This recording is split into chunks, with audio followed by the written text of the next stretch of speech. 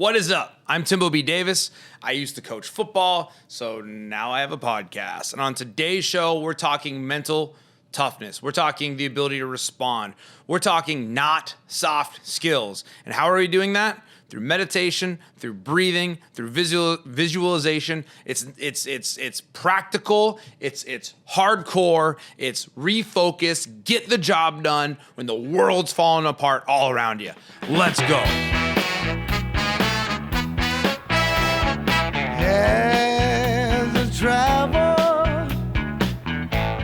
It's the playoffs. We've had a busy week. Some of our key leaders on the team made poor decisions, and we're not able to participate in this playoff game.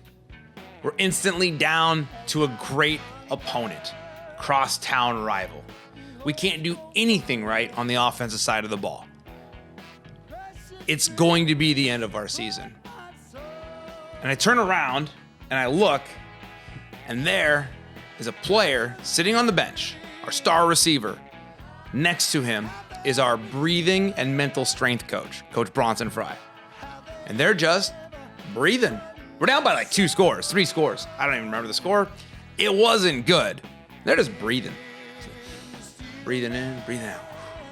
That player goes on to, I think, house call 3 fast screens or a couple jails. Dominant second half. The Eagles prevail. What an amazing moment.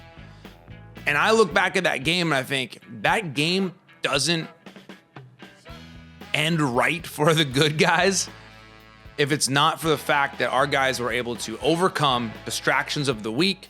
They were able to overcome poor play early on, a great opponent pushing us to the very brink, and we got the victory. And we got the win and we moved on in the playoffs. That coach, Coach Bronson Frye, joins us today. I'm not going to talk a lot today because I think Coach Frye says everything we need to hear. But I'm going to start the show this way.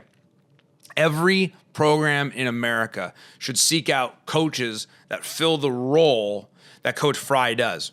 We are so busy with being great at scheme. In fact, I would argue that as coaches, we're so into the details. If you're really focused on the details of the game and the scheme, techniques, all of that, it's our bandwidth gets limited. And so to bring in somebody whose key job is to refocus our athletes when everything's going wrong, to lay the groundwork, to be mentally strong, we need to find those people on our teams. I think that's as important as often a strength coach could fill this role. I think a strength coach could totally fill this role, but are they actually doing the things that you're going to hear about in today's show with Coach Frye? I think gratitude is a secret weapon in football and in life. Not lip service of gratitude, like actually thanking people, writing handwritten notes, delivering them, waking up and maybe, being grateful for something in the universe. But I think action of gratitude is crucial. And today's podcast is my opportunity to give back. I am so grateful to have somebody like Coach Frye work on a staff that I was able to be part of. Coach Frye brought and brings a exponential multiplier of how what we do as coaches with the X's and O's can be transferred to truly coaching the personhood, the student, and then the player. Coach Frye is all about the personhood. That is where he's at. Sure, a student as well, and as athlete, he wants them to perform the best they possibly can. But as we're going to see in the interview today, this is personhood training. This is what do you do when your wife is mad at you someday. This is what do you do when your job is falling apart around you. I'm so grateful to Coach Frye. And this podcast really is a thanks to him. But you need to hear what he has to say. Because all these things, they're not secrets. They're out there. And if I could give one piece of advice to a new head coach today, go find a guy that fills some of these roles that Coach Frye does. Let's roll that interview, Coach Bronson Frye. What's up? Our next guest is Coach Bronson Frye. He is the mental strength, breathing, yoga, respond coach at West Anchorage High School, and a tremendous asset in the time that I got to participate with the team. And so, Coach Frye, thank you so much for being here. How you doing, man? I'm doing great. It's an honor to be here. Thank you so much for having me. Tell us about your journey, man. How did you, what is your background and how did you get to the place where you are coaching high school football? Yeah, I may have one of the more unique journeys to coaching high school football that you'll come across. The first thing is I never actually played high school football. I was born in Homer, Alaska, a little small fishing town of about 4,000 people. I was the oldest of six kids. I was the only boy. So I did homeschool from grades 8 through 12, and I worked in the family business. And I never had a chance to play high school ball. One of my few actual like regrets in life, because I always loved the sport and always had a passion for it. Big 49ers fan. Um, Ended up coming to Anchorage when I was 18 and hit a crossroads about when I turned 30 for my ACL playing flag football at the Dome. I was heartbroken. A girl, girlfriend left, all this stuff. I turned 30. Oh my God, I was getting old. And I heard about a coaching opportunity at the Boys and Girls Club through a guy that I worked with. And just one day, I was driving down Minnesota. I looked at my clock. I had 20 minutes to spare. And there was the Boys and Girls Club. And I just pulled over and walked in the front door and said, look, I have no experience, but I grew good with kids, grew up in a big family, love football. I'm happy to help out in any capacity, like anywhere in town. And they asked where I lived, and it was like Independence Park, South Anchorage. And they were like, good, the Handshoe Hawks need a head coach. Here you go. They're all yours. And so at that age, it was U11. And so that's under 11. These are like 8, 9, 10-year olds. So you're teaching them the game, like the positions, the rules. And so if you're going to be a first year coach, it's kind of clueless. Start at the basics. That's good. I was lucky to have another coach that coached the team older, a practice nearby. He kind of got me on the path of, putting together a practice structure. And we had a wonderful season, crazy good memories. Um, Ended up becoming friends with that other coach and his two boys that were on the team. And they went to Pop Warner the next year. And I ended up going and being an assistant coach with the South Anchorage Jaguars at Pop Warner for 2 years. And that was fun. We took a travel team down to Sacramento one year and played in a tournament down there. I often say you've never lived until you've been to a Six Flags with 30, 12-year-olds. That's something I advise everybody to go try. Anyway, the only reason that I quit teaching or quit coaching like Pop Warner and stuff was that I started studying to become a yoga teacher. Yoga is something else I started doing right about that same time in my life, and took a 200-hour yoga teacher training and basically started teaching, a couple nights, a couple times a week. This is 2014. So about 10, 11 years ago now. And that basically was a time commitment that took me away from coaching. But the two of those boys that I had coached ended up years later going to West. And it was 2017. The boy's dad reached out to you, said, hey, my boy Bronson's the yoga teacher. He used to coach with me in Pop Warner. He'll do some yoga with the team. And so you and I kind of met then at that point. And I thought I was blown away by there was a high school head coach that was even open to this, interested in it, willing to even think about it.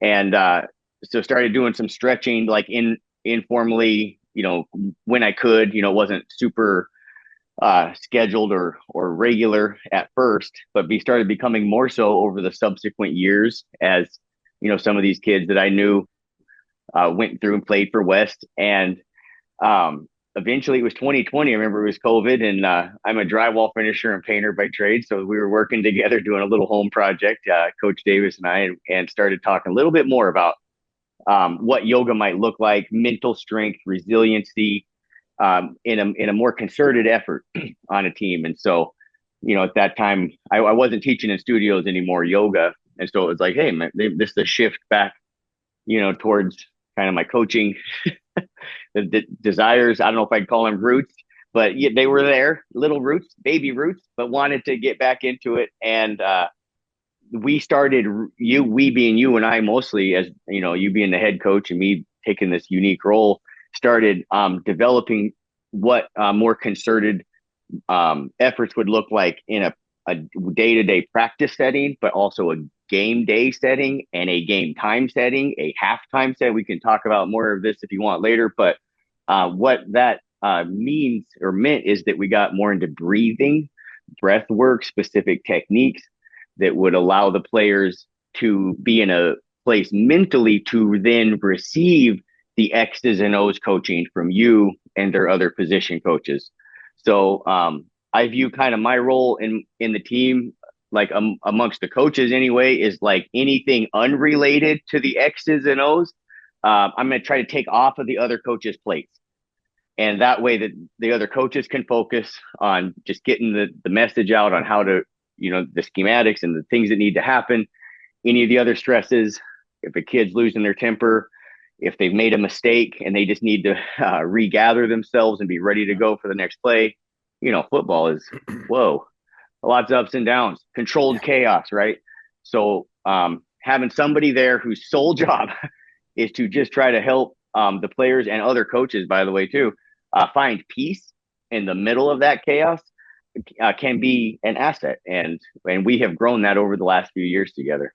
Yoga's got it. Yoga's got its benefits. There's so much physical benefits to yoga, and I think that's what initially attracted myself to it as a football coach. We want to be fresh on Friday, so I always saw yoga as a way to be restorative, to get the body right.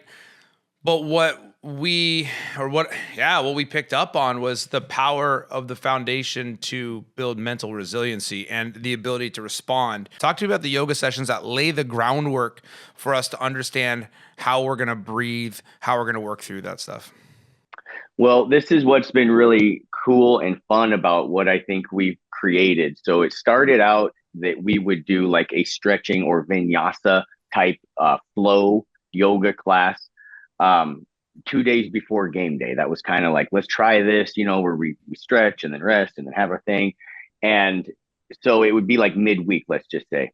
And part of practice or the week practice plan would involve that on whatever day. And we would have, 30 to 45 minutes. We would have an opportunity to move physically, stretch physically, which of course, is going to reduce your chance of injuries and make you a better physical athlete. There's always room for more stretching, it seems like, on football teams.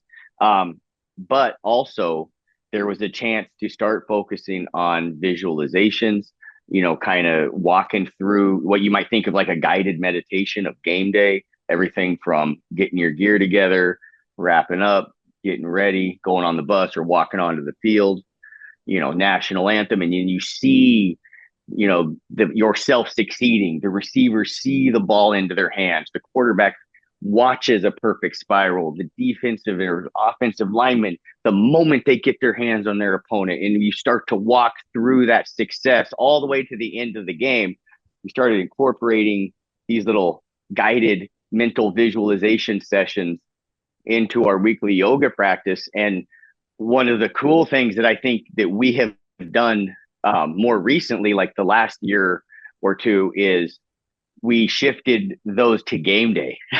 And that is, I think, like really a cool thing and has had a really good effect. So now we're doing that 2 hours before kickoff. We've got half an hour where we consciously put out all of the other distractions unrelated to football, whatever it is. It doesn't matter for the next couple hours. And that's the beauty of this sport. We're going to block everything else out and just focus on this endeavor with our teammates and our brothers. And then you start getting them to that strength that they have to have, getting them to tap into that inner strength. And that's you talked about self-advocacy in your last podcast with Connor Feckley. I encourage everybody to go listen to that. It was really good. And you might say that part of this process is tapping into that self-advocacy, that internal self-advocacy. And maybe we could talk more about that later. But ultimately, each player has to have an intention, a specific football intention. And it's not blow out the other team 40-0. That's the goal. Your intention is, what are you going to do right that you've been working on? What is the one thing you're going to make sure you get right today and get focused? And then you start to see them let go of some of the stress and anxiety, get that inner power, that inner fire going, and then focus their mind on the simple tasks at hand that lead to a successful play or a successful quarter of a game that we win as a team. and it's working. All right, I mean, whatever. The results speak for themselves. We're a pretty Yeah. good team. We're tough to beat. I'll put you away, so we're not unbeatable. I've thought about this a lot today, man. Well, actually, the last few years. But when you have a group of kids that just don't quit, that just don't get down, there is no knockout punch that you can throw, Yeah. and that's what's fun when you've got a group of kids that have that mental toughness and resiliency. I part of the podcast, as of right this second, as of recording, I don't have the exact name of this podcast, and I could use things like mindfulness and all. Realistically, not soft skills is what we're talking about, and I think that's because there's this idea that yoga and mindfulness, meditation, visualization, that those are a soft skill, if you will. Like these are techniques that are used in combat situations. These are techniques used in high stress situations. And I think it's really important for everybody to hear, like you mentioned, of setting a football specific intention. What we're talking about is laser focus, which is something in our society with an unending information cycle and delivery in our phones. Focus is under attack. And so talk to me a little bit. What would you say in a yoga session or 2 hours out or that 2 days out? How do you help guys actually think about setting that intention? Do you give them any guidelines, or do you just tell them to think about a job they have on the field and go get it done? Yeah, that's a great question. And this is where I can coordinate and collaborate with the other coaches. So um, there's usually like a theme, let's call it an arc for a week of practice. It is typically set by the head coach, and then you can see the position coaches might take and fine tune that for their group. So whether or not it's a player or it's a position group or it's a team, a lot of times I will interact ahead of time and try to understand what is the message of the week and what is it that we need to work on. So these specific intentions will change obviously as a player grows and as a team grows, and so being able to serve as what you might think of as a force multiplier for the message that the other coaches have that they're trying to highlight that week is kind of, I think, one of the unique roles that I get to serve on the team. And so when it comes to the specifics of the intention, that will sort of morph and evolve with a season, with a week of practice, and certainly with particular players. Right, that's the growth that we're looking for. That's kind of the point. Well, it's such a violent sport and an emotionally intense sport that I'm obviously biased, but I'm not sure American education has many other things that put somebody in such a spotlight. Obviously wrestling, but there's not, even those opportunities are very few in American education. We just don't have a lot of those. So for you to work with the position coaches, as you say, a force multiplier to create hyper focus and then response when the emotions are wild, to be able to focus on that job, whatever the position coach, the head coach, the theme, whatever's been set. That's a powerful tool. So we've done this. We're in game day. We've done our intention of game day. What does what does it look like for you as soon as we go out on the field? Well, this is what I've learned. And by the way, there's been a huge learning curve for me, finding this role, sort of creating it, but not everything works. So you kind of have to figure out, what a team needs and what you're good at, what you can bring that is of most value. And what I have found, so just my personal experience has been that sometimes there has been some games where there is like a pre-game, there's time, first off. Sometimes it's just kind of chaotic. Most times there's busy, it's structured. Sometimes the energy, the situation, you kind of want to bring the whole team together. That has happened where we maybe do some breathing techniques pre-game. A lot of times though, we've kind of taken care of that, maybe a couple hours prior as a team. And a lot of my pregame work that I have found most effective has been with individual players, and starting with the quarterbacks. The last couple of years, particularly, they will go come up to me and be like, "Hey, let's go do some breathing." And so this would be before, the national anthem, or maybe even after, but before they take the field for the first time, and we'll walk just a little few feet away, and maybe we turn our back to the field, we look up to the mountains or something like that, right? And just let that some of that stress, some of that anxiety dissipate. Let them focus. There will be individual players who this type of a practice really resonates with, and who will kind of seek me out on the sideline. And so that is, I'm kind of open to that. There have been coaches maybe pull me aside. Hey, let's just do some breathing here, and we'll talk about the details of some of the breath specific breathing techniques later in this podcast, and specifically what we're doing. But it's how it builds towards that intention, whether it's for a coach or a player. So pregame, I'm kind of just keeping an eye out, working with the players that I know really want to do this pregame. Sometimes it's a position group or something like that. And before you know it, we're in the heat of battle. Yeah. What I love about it is, and this has been my observation, is that it allows players and coaches a chance to refocus and get away from the noise. Football's such a noisy thing. There's so much going on.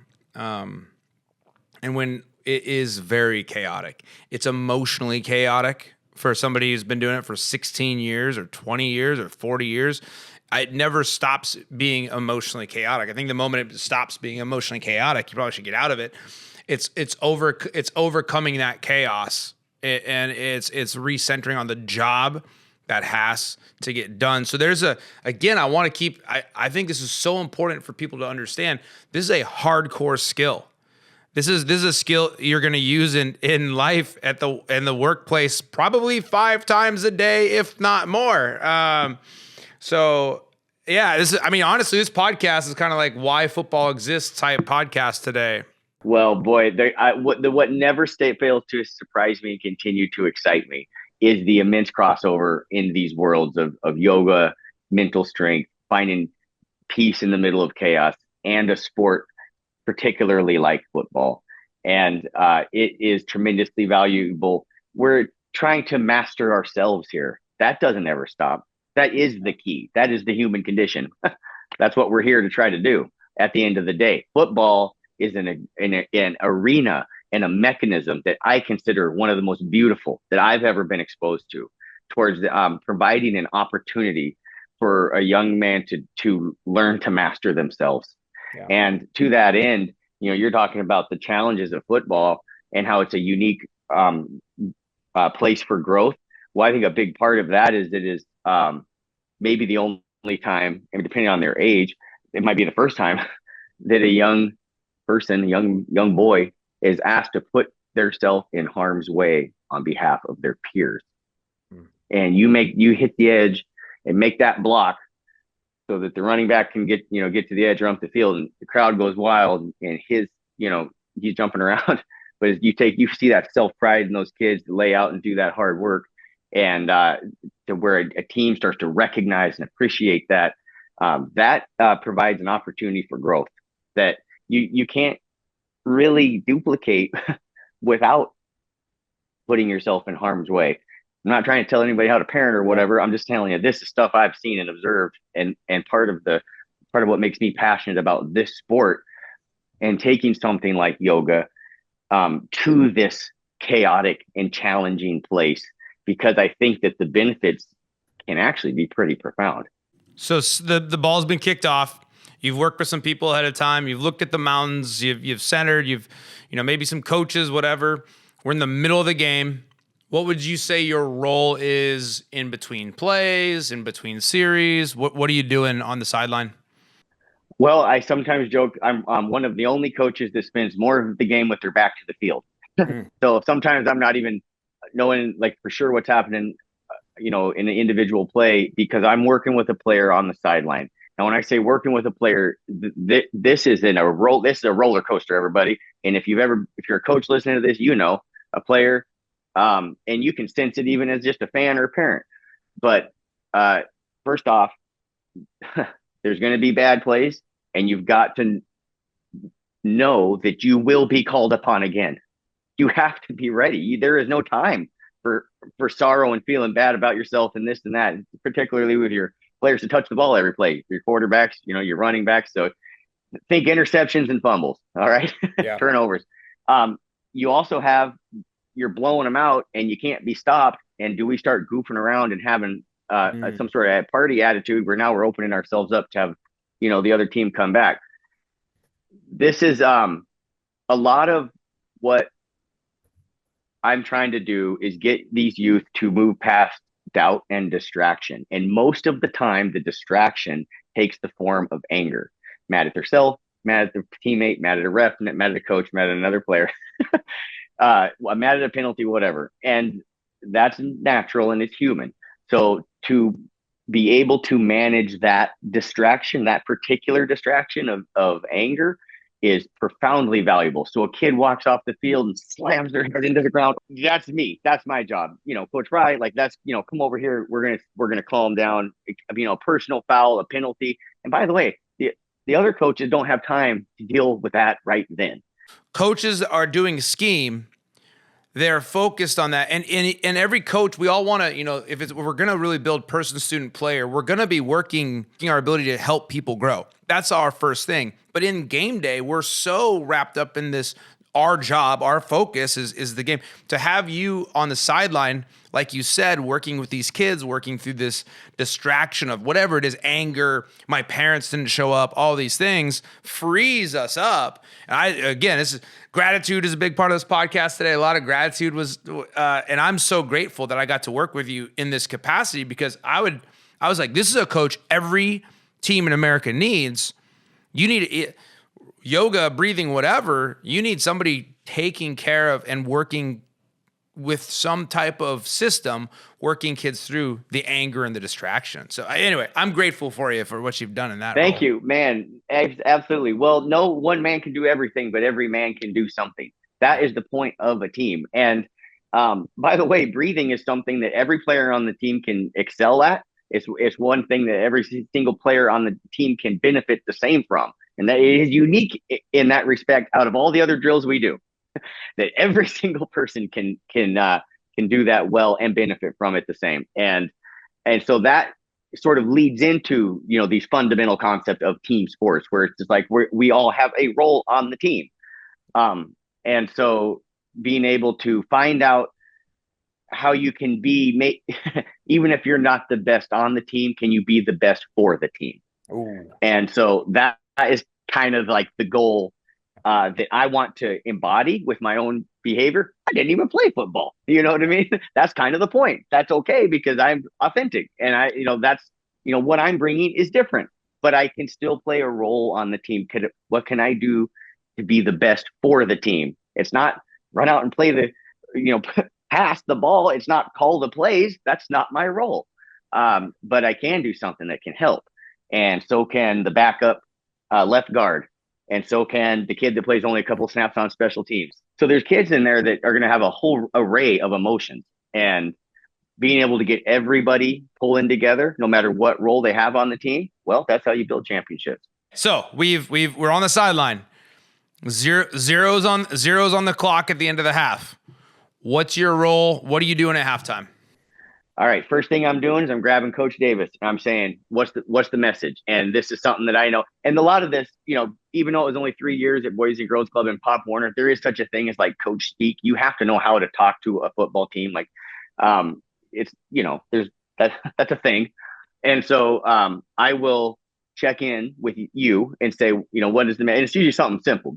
They're not doing anything we haven't seen before. This is what we practiced, right? It's just a simple message. We go to the end zone. If it's a sunny day, if it's early in our season in Alaska when it's not winter weather, we'll take a knee, or we go into the locker room, right? And this has become part of the culture of the team that you built as the head coach. And I think it's been tremendously valuable.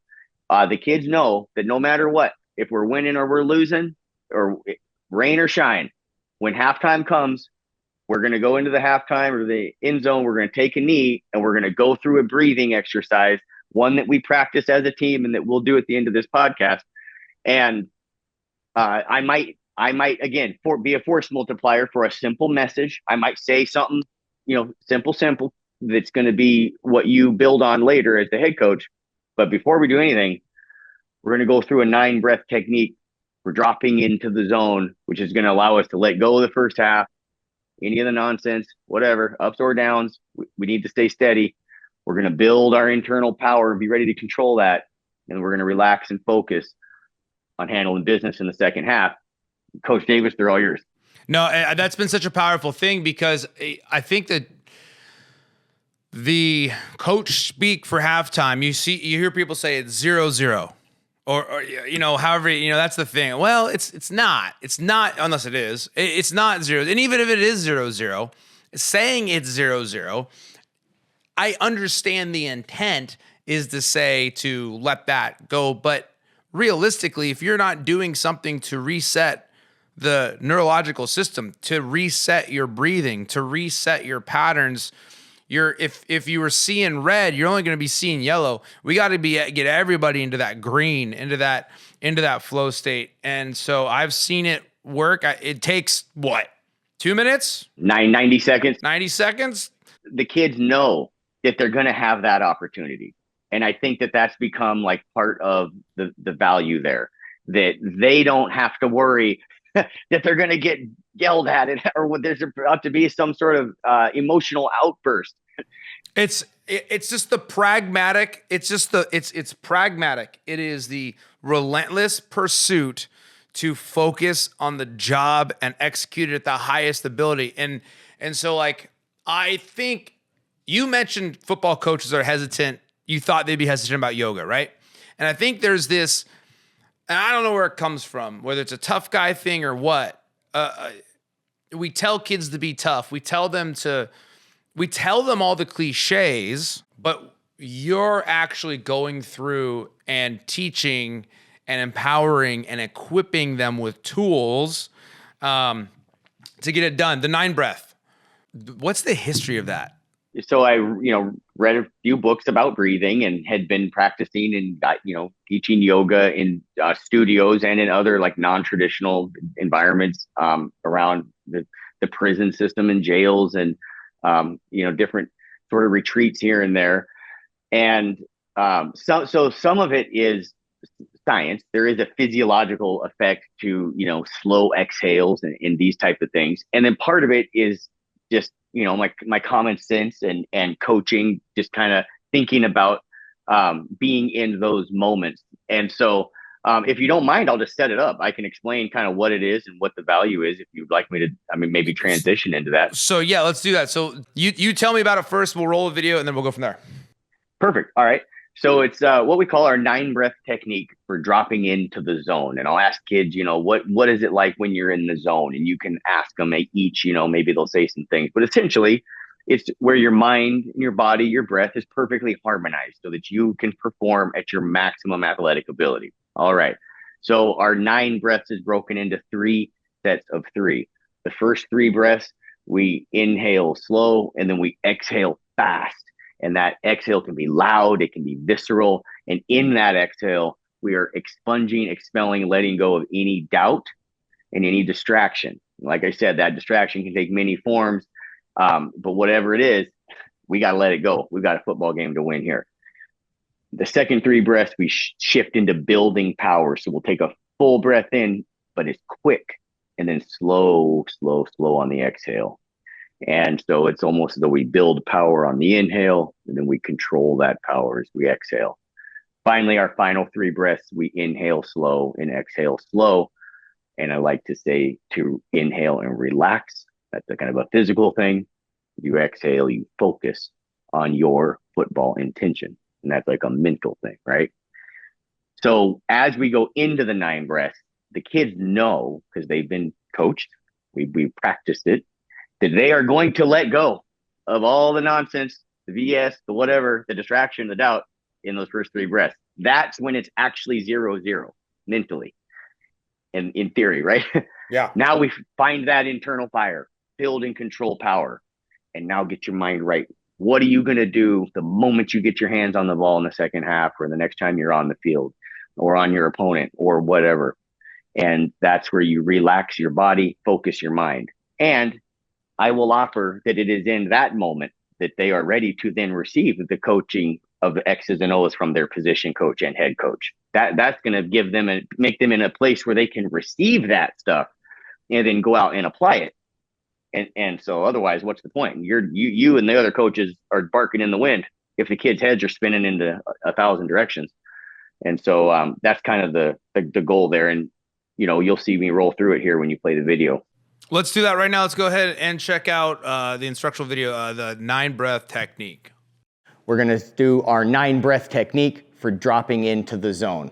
We begin by being rooted down. That's a physical thing. We feel the earth underneath us, supporting us, rooting us down. Then we get centered. That's a mental thing, most easily accomplished by simply shifting our awareness to the sensation of our breath flowing in and flowing out. Once we're rooted down and centered, we begin. A slow breath in through our nose, then a big breath out. Slow breath in, quick breath out. Letting go of doubt and distraction. One more time. Slow inhale, fast exhale. Then we shift to building power. A quick, still, full breath in through our nose. Slow, controlled breath out. Build power on an inhale. Control that power as we exhale. One more time. Quick breath in. Slow breath out. The door is open. We step through. We drop into the zone right here. Slow breath in. Slow breath out. We inhale and relax. Exhale and focus. Last time. Slow breath in. Slow breath out. We return to an even, steady breath. We maintain that focus on our intention, and we move into our athletic endeavor. All right, so we're back. That was awesome. Feel free to copy that. That's something that humanity, I think, can really help humanity, especially in a day and age with so much distraction and radicalization of information overload. I think the 9-breath is a great thing to do at the desk. And speaking of sitting at your desk, speaking of when the game's over and what you do, so your role, though, on the team doesn't end when the game or even the season ends. Tell me more about some of the working to help kids find their next path, their next step in their story. Well, it's very congruent with the unique role I've been offered on the team, in as much as what I'm sharing as a yoga coach can be skills they can use off the football field, like you just alluded to. But there is opportunities for the youth, especially in our community in Alaska, to have wonderful careers in the construction trade. That is my background. I'm the elected business representative of the International Union of Painters and Allied Trades, Alaska Local 1959. So we have a federally registered apprenticeship and training program. And what I can say with absolute certainty is that we are facing a generational boom in construction in our nation and particularly in our state. And we are woefully short on qualified, skilled workers. And so any of these young men coming out of high school that aren't quite sure what they're going to do, I get a chance to let them know that if they would like to pursue a career where they can earn while they learn, it's free, there's no debt, they get a skill that can never be taken away from them and that will be in need for at least the next 30 years. That's a career. And they can travel. They can take their skills anywhere and go make a living for themselves and their family. Well, that's great, wonderful blessing that I have to be able to let these student athletes and their parents, crucially, know that this is just another option that they can weigh when they're thinking about their future. And I think it's important that the youth know that they have another option besides just college or just McDonald's. And I mean, we all know as adults that, it's easy for young minds to get wrapped up into this vision of playing in the NFL or whatever. I'm 43 and still dream about playing in the NFL, but I've also come to terms with it that that's not going to happen. But man, National Signing Day, whatever, February 5, it comes and goes, and oh my God, they're not going to play D1 ball, and then it's kind of like reality sets in a little bit maybe, and they're going to graduate in a couple months, and so there's a stress level I've seen with some of these young men that hits them, and sometimes it's a pressure thing, like they maybe have been pressured to take a certain path, and it's probably maybe not the path they end up wanting to pursue or what they ultimately decide is best. And so it's unique that I have a chance to share skills in the football environment that are imminently transferable out of football, and also have the opportunity to guide some of these youth, if they so choose, into what can be a wonderful career. And let me just say, we have some West High grads, some Eagle alums who are absolutely killing it right now as union glazing apprentices who are taking care of their newborn babies, who are supporting themselves and starting. And we're talking early 20s, like, kids, they're babies, man. Look at them. And it makes me so proud and just happy to see them happy. It's really awesome. And it's kind of like your mindfulness in the moment, setting up mindfulness and success in your life. And it's all very congruent when you kind of take a step back and look at it from a wider perspective. Football happens so early in the school year, and even in states like Texas, you're done in maybe early December, and late November you're wrapping up your season. So you're gonna have over half your school year left in most states. Up here, it's very early, so we're done pretty early in October, weather and all that stuff. But in that, 80 to 90% of our guys as seniors, when the lights turn off, their football careers turn off as well. So that's us in the high school world. We're coaching kids that are at the highest level that they're going to play. And so casting the vision and having a mindfulness and a response to the emptiness at the end of the season. We all feel it. Coaches feel it. Certainly athletes feel it. There's a hole there. You've been doing something every day for hours and with a group of people for hours daily. It's gone. What an awesome opportunity. You've really turned that challenge into an opportunity by saying, here is something you can do. Yes, and by the way, college is awesome. But don't forget that here are some tremendous opportunities to take care of your family and yourself. And so when you have that postseason moment, you're back to breathing, you're back to mindfulness, you're back to meditating on what you're going to do the next step in life. And again, that's another thing that while we pride ourselves in let's help kids find college homes and all that stuff, I'm not sure how good I've necessarily been in 16 years of really vision casting. And then for you to come along very similarly to the end game of, hey, I'm going to look I have my back to the field. You're kind of doing that now in the off season, saying here's some opportunities, guys. Let's get your driver's license. Let's make sure, you can pass a drug test. Let's make sure you can do these things that it takes to have a good job, a high paying job, and a job that we need in our country right now. Well, thanks. I secretly feel, it's not a secret. I think I've shared this with you maybe before, but not a lot of people, is that my work really starts after the season ends, especially with some of these seniors that maybe football was what was motivating them to go to school or go to class. I can come in and be like, hey, here's a really good reason for you to graduate and get that diploma. And there's a really good future for you, but you got to finish, man. You got to go to classes and, start this next path, and let them know that there's reason for optimism. And I really have to just say that I think a big part of the problem in our society is that kids just don't seem to ever hear any good news. Nobody ever hardly tells them something good that's happening for them out there. Well, how about the part where there is a giant demographic shift and all the skilled workers are retiring, and every employer out there, no matter what industry it is desperate for these young people to, get into the workforce. And we are going to see over the next decade, due to the demographics in our country, the sharpest upward adjustment in wages and benefits and working class in the history of our republic.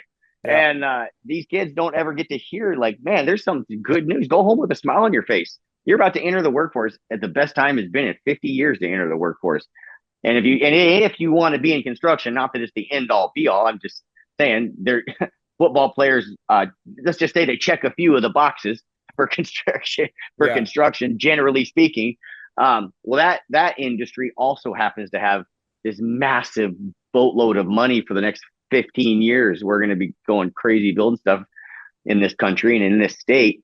And so, hey, by the way, you don't have to leave Alaska. Wouldn't that be nice to arrest the out-migration we've experienced for a decade in this state? And you have something to look forward to. Yeah. But you got to go to class. You got to finish high school. You got to finish those long winter months and get that diploma. And so, yeah, I do feel kind of a unique role to make sure to be there and see some of these young men not kind of disappear after football season ends, after their high school senior season. Like, it happens sometimes. So, Coach Frye, what we'll do is we're going to link a video for your apprenticeship opportunities on the show notes, so people can check that out. I want to thank you again. This has been awesome. You've been a breath of fresh air, and I started the show off by talking about there's the idea that what we do in football is we're so dedicated to the details, and there is creativity in it for sure. But I think the most uncommon or creative thing we've done is watch you work with these guys. And I think your position on the field has been invaluable. And I really would advocate for every high school to look into the skills and techniques you're teaching and find people in their community to help them with the mental work, pre, during, post game, and find somebody casting a vision for them in their career fields. Doesn't have to be the same person. In your case, it is, but I think like these are roles that head coaches should really look forward in assembling their staff. So once again, Coach Frye, thank you so much. Appreciate you. Dude, like I said earlier in the show, gratitude. So grateful for Coach Frye and his time. I talked about the need to find a coach on staff that is at the beginning of the show that is focused on this mental strength, this mental resiliency.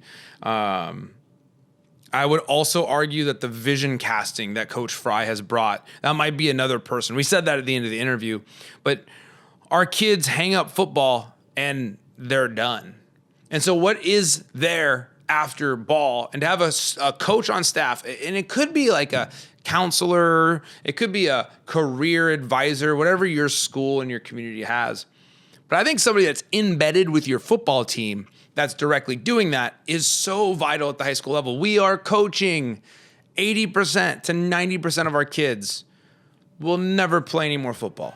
So we're going to coach them to the highest levels possible. And for the 10%, we're going to coach them and get them prepped for the next level. But the skills that we're teaching in football today, these are the things that the world needs. To be totally honest, these are the things we need today in our nation more than ever. We need to step back and breathe so we can focus, so we can lock in, so we can work hard, so we can get a job done, so we can ignore the noise and the distractions of the headlines that might make you red, might make you see red. And then when you show up to your job, you bring that anger in and you just want to talk about it, or you could just breathe. Reframe and refocus and go get your job done. That's toughness. You want to be a tough guy? Learn to breathe. Oh. I'm Timbo B. Davis. That was the Rocketboost Coaching Podcast. We'll catch you next time. Namaste.